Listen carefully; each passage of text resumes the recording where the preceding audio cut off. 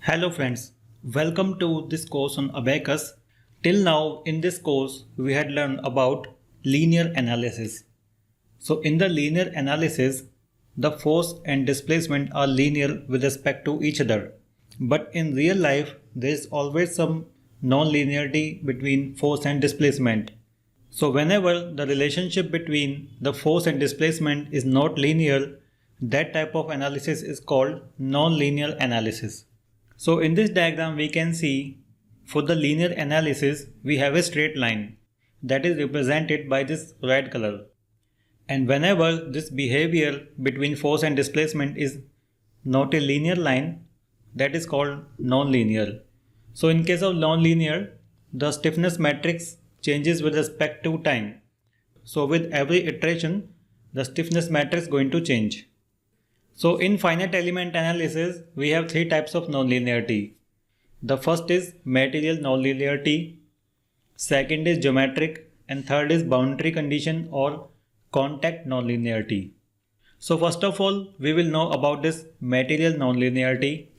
So again, material nonlinearity is caused by plasticity. So plasticity is that material stiffness changes as the strain increases.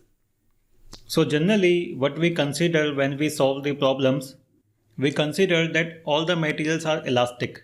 So elastic means the relation between stress and strain is linear. But after some point we can see here there is non-linearity in the response of stress and strain. And this type of non-linearity is called plasticity. So to understand it in more depth, we will go to the next diagram. And this type of material we call elastic plastic material. So we already know about this stress strain curve. And once again we are going to draw this curve. So we have a cylindrical bar and we are applying a force into this. And after we apply the force, we are going to draw a relation between strain and stress. So we have 2 points here. The first point is point number 1 and the second point is point number 2. So up to the point number 1, we can see we have a straight line. Up to this limit is called elastic limit of the material.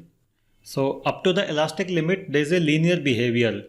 After the point 1, we can see there is a deformation in the curve. So now the strain is increasing more rapidly. Hence the curve is not linear. From the point number 1 to 2, it is called plastic region. So this is called plasticity. So generally for the elastic plastic material, we draw a true stress and strain curve. So after that we will learn what is true stress and true strain. So we have two types of stresses, engineering stresses and true stresses. As we already know that engineering stress is defined by force divided by original area. So it is the initial area. And engineering strain is given by change in length divided by the original length. Here we can see we have a bar and we are pulling it with a force F. So LO is the original length, delta is the change in length and L is the final length. But in real life, the area of the bar continuously changes. We can see from this example, initially we had applied a force onto this bar. After some time, the cross-sectional area of this bar will reduce. So the length will increase and the area will decrease. We can see from here. So there is a change in area. But in the original definition of engineering stress, we can see it only consider the original area, not the actual area of the body. So to overcome this problem, we introduce one more term that is called true stress. So true stress is given by force divided by the actual area. So actual area means true stress is basically the stress at some instant of time. Similarly, we can calculate the true strain by using this formula, that is log final length divided by the original length. And here we have the relation between engineering stress and true stress. So epsilon TR is true strain, epsilon T is engineering strain, sigma E is engineering stress and sigma TR is true stress. And this is the relation between true stress and true strain. So we are going to use this relation when we solve the material nonlinearity problems. Second type of nonlinearity we have is the geometric nonlinearity. So till now what we had considered in linear analysis is that the shape of the body does not change after applying the force. But in real life, it happens that shape of the body changes. So geometrical nonlinearity consider this point as that shape of the body will change after we apply the force. So geometrical nonlinearity basically we consider when we solve the problems like metal forming, tire analysis, medical device analysis, where change in the geometry of the body is important. So we consider a beam bending problem.